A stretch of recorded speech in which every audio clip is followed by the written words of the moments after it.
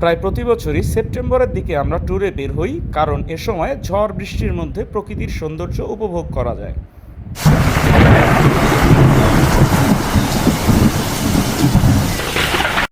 ঝড় বৃষ্টির মধ্যে কক্সবাজার দেখতে অনেক সুন্দর লাগে, কিন্তু বারবার কক্সবাজার যাওয়ার কারণে আমার কাছে একটু একঘেয়ে হয়ে গেছিল ব্যাপারটা, তাই এবার সিদ্ধান্ত নেই সুন্দরবন যাওয়ার।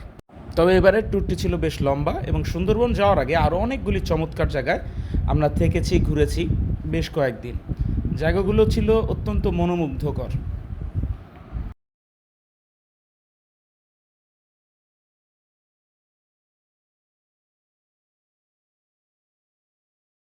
সুন্দরবনে যাওয়ার জন্য মংলা বন্দরের কাছাকাছি লাউডোব ঘাট থেকে আমরা নদী পার হই। ট্রলার এবং ফেরি দুইভাবে পার হওয়ার ব্যবস্থা ছিল। আমি ট্রলার বেছে নেই, কারণ ফেরি ছাড়তে অনেক দেরি হয়।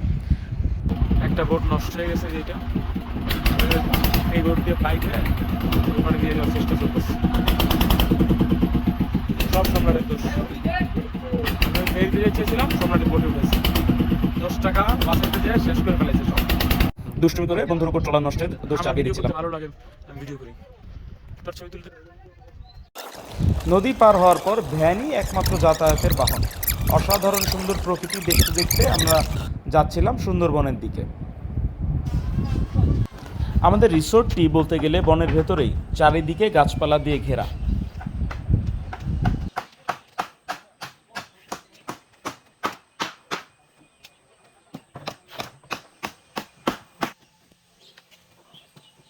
পাকা ঘরের চারপাশে বেড়া আর উপরে পাতা দেওয়া হয়েছে। ঘরে এসিও আছে, কিন্তু বাইরে থেকে দেখলে মনে হয় কাঁচা ঘর।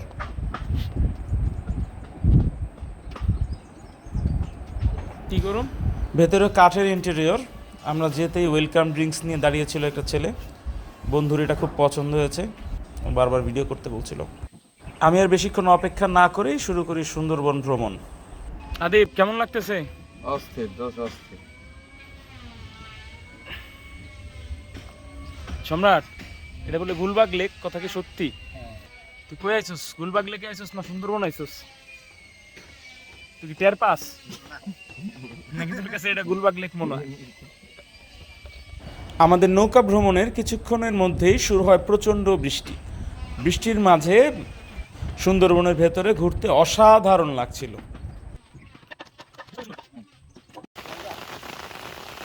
ওই যে ভিতরে যাব আমরা, প্রচণ্ড বৃষ্টি শুরু হয়েছে। বৃষ্টির ভিতরে আমরা সুন্দরবনের ভিতরে ঢুকে যাচ্ছি।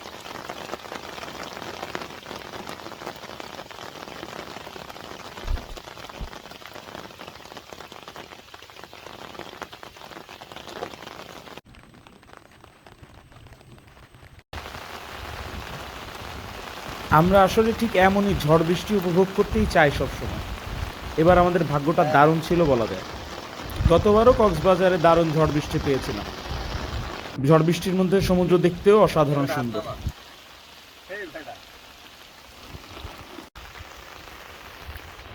হাত না দেওয়াটা মনে হয় ভালো মোটা। একটা কুমির মুভি যাইতে পারে। Thank you.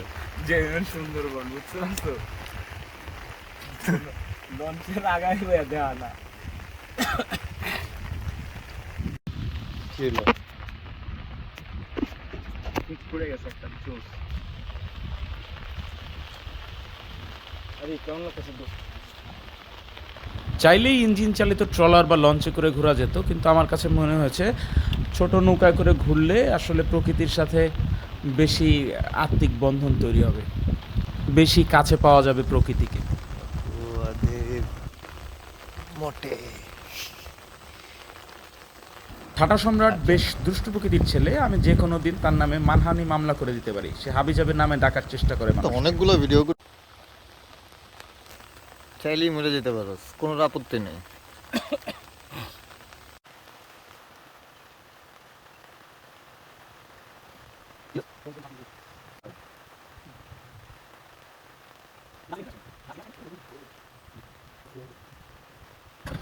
বহুক্ষণ যাবৎ আমরা শুধু চলছিলাম আর চলছিলাম ভেতরের দিকে। কাকা, ডাইনের এটা কি ছোট খাল?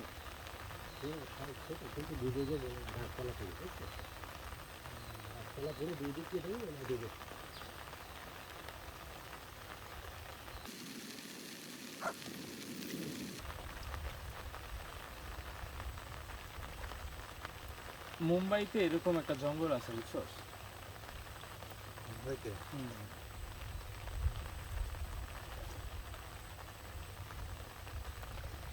নৌকার মাঝি কাকা আমাদেরকে বলছিল ভেতরে ছোট খাল খুব বিপজ্জনক, এই জন্য আমার বারবারই যেতে ইচ্ছা করছিল ছোট খালের ভেতরে।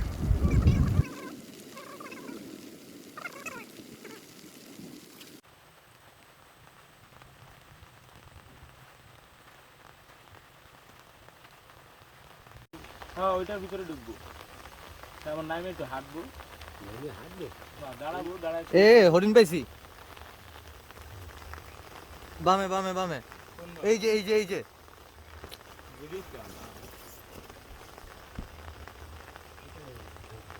এই যে এই যে সোজা আমার ক্যামেরা বরাবর। আরে এই জায়গাটা, এই জায়গায় এই বামে, এই বামে। হ্যাঁ, হ্যাঁ, ঠিক আছে, ওই দিকে যাইতে হবে। বড় চোখ দিয়ে ঘুরলাম, চিপাই দিয়ে দেখতে হবে সুন্দরবনের কি অবস্থা। যতটুকু যাইতে পারেন অতটুকু সুন্দর, যান।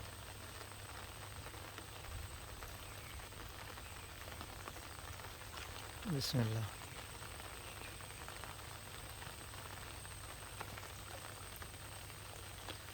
Entering in the wild. এই তো, চলেন কাকু। এই তো সুন্দর।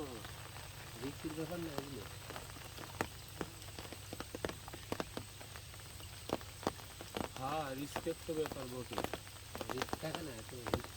ডেফিনেটলি। আর জঙ্গলে তো রিস্ক থাকবে।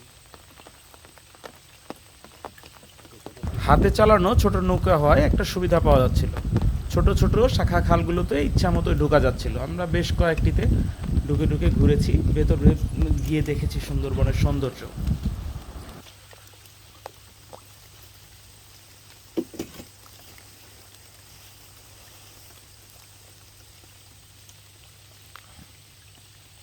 সম্রাট, দেখতো ইয়াটা আদিবের দেখতে।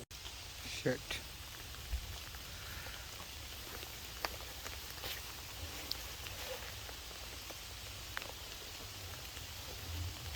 কাকা ব্যাক করেন, আর ভিতরে যাওয়ার দরকার নেই। একটু যাই, এই খালটা তো বড় আছে। না, কাটা লাগতেছে গায়ে এসে।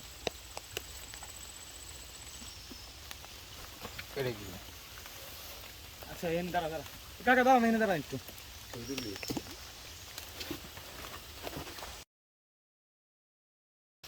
বৃষ্টি জলে নেমে গেছে।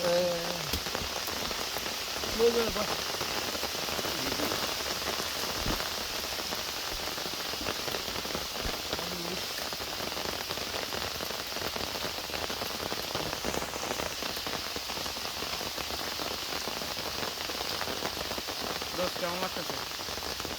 সেই আলহামদুলিল্লাহ, আল্লাহ পাককে ধন্যবাদ এত চমৎকার বৃষ্টির মধ্যে সুন্দরবনের সৌন্দর্য উপভোগ করার সুযোগ দেওয়ার জন্য। প্রচন্ড বৃষ্টির মধ্যে কি যে অসাধারণ লাগছিল, এটা আসলে বলে বোঝানো যাবে না।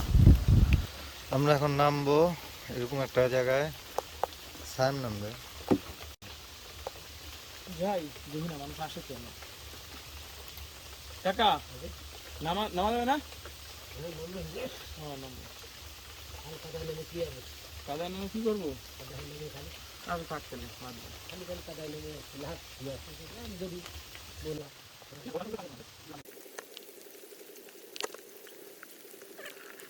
না দেখলে অপমান হয়ে যাবে। দাঁড়া, কই ও? কাকা ওদিকে যাও তো, কাকা ওদিকে যাও। কাকা ওই দিক যান। কয়টা ছিল? সব বান্দর ধরে ধরে বেঁচে দিছে। ওই যে মামা, ওই যে মামা, কাকা ওদিকে যান। দেখছি আমি মামারে।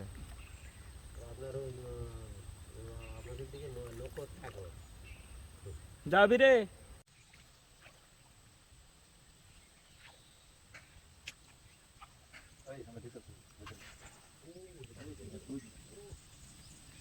কই মামা বেটা এমনি জুম করলে তো গাছ আবলা যায়।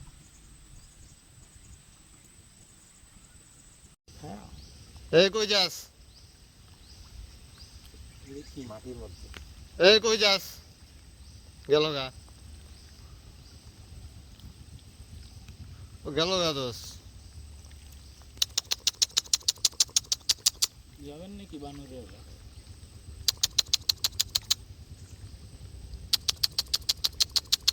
মেবি ডিস্টার্ব ফিল করতে।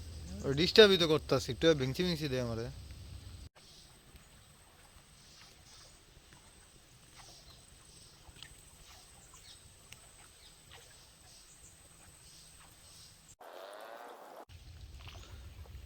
দোস্ত মাছ অতিরিক্ত করবি, এরপর এগুলো এডিট করতেও যন্ত্রণা লাগবে।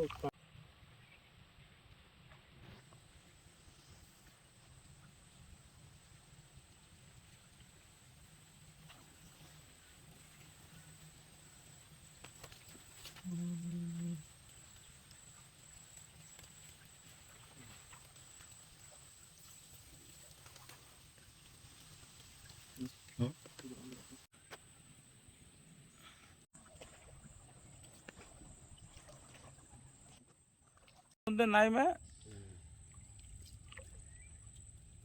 বাড়ি ঘর দেওয়া যেতেছে। ছবি তুলে দে, তারপরে সম্রাটের ধারণা এখানে হঠাৎ করে কুমির টুমির আক্রমণ করে বসতে পারে। আর কেউ কাদার মধ্যে নামতে রাজি ছিল না, আদিব সম্রাট। আমি একাই নামলাম। ওরা বেশি খুশিও ছিল না যে আমি নিচে নামছি।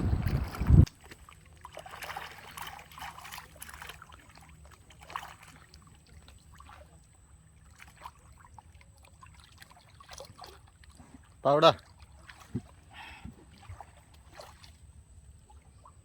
রাতের খাবারে স্থানীয় দিন মাছ অর্ডার করেছিলাম। জঙ্গলে ঘোরা রিসোর্টে বৃষ্টির মাঝে বসে খেতে অসাধারণ লাগছিল, আর রান্নাও ছিল খুব টেস্টি। মাছগুলোর নাম মনে নেই আমার, কিন্তু খুবই ভালো। বিদ্যুৎ চমকাইতেছে এর মধ্যে, আধা জঙ্গলে বসে খাই আমরা।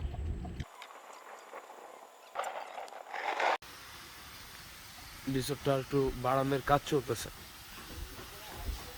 যথেষ্ট সুন্দর গাছগাছালি লাগায় রাখছে। এইটা ডুপ্লেক্স হবে, ছোট টাব সহ প্রতিটার সাথে একটা করে টাব থাকবে। তারা অবশ্য বলে প্রতিটার সাথে একটা করে সুইমিং পুল থাকবে। ওগুলা পুল না, ওগুলা টাব, যেটা বাসা বাড়িতে থাকে মানুষের।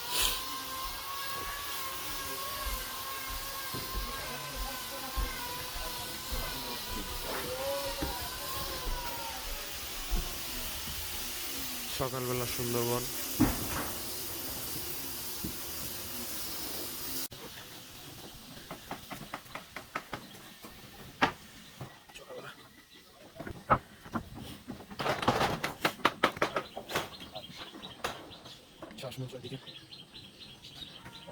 মাটির থালায় ব্রেকফাস্ট, অবশ্য আমার জন্য স্পেশাল কিছু না, আমার মাটির থালা আছে বাসায়, আমি খাই। মাটির উপরে হেঁটে হেঁটে বেড়ানো মাছ, কি নাম বলে গেছি, কিন্তু প্রচুর পরিমাণে কাদায় দেখা যায় মাছটাকে।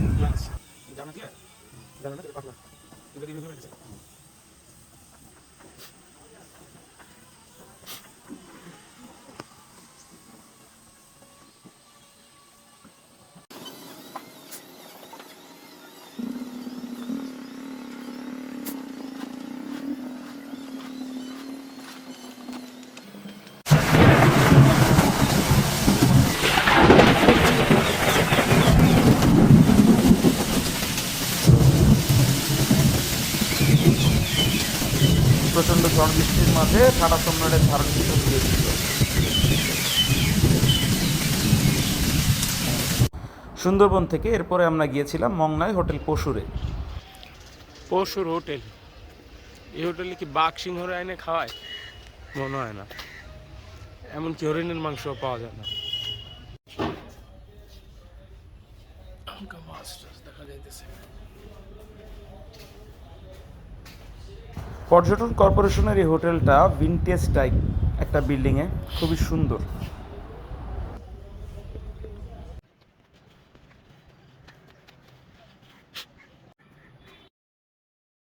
মনে হয় পর্যটন কর্পোরেশনের। এবারের ট্যুর এ পর্যন্তই, কিন্তু দেখা হচ্ছে আবার অন্য কোনো ট্যুর ইনশাল্লাহ। কারণ কবি বলেছেন, সফর কা হি থা মে সফর কা রাহা।